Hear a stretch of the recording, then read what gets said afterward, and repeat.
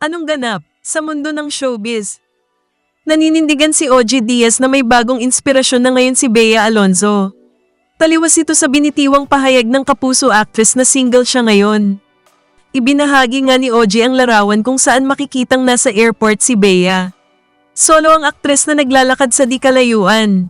Mag-isa ring naglalakad ang mukhang foreigner na lalaking nakasuot ng jacket. Pinaniniwala ang lulan sila ng Cathay Pacific. Nauna nang naiulat na half Pinoy half foreigner ang umano'y bagong nobyo ni Bea. Sa masuri pang pagsasaliksik, napag-alamang tumutukoy yun sa identity ng ex-boyfriend ni Kylie Versosa na si Michael Needham. Dating nobyo ng beauty queen turned actress si Michael bago si Jake Cuenca. Makikita yun sa mga larawang isinabmit sa... Ano gusto mo isinabmit para ebidensya, di ba?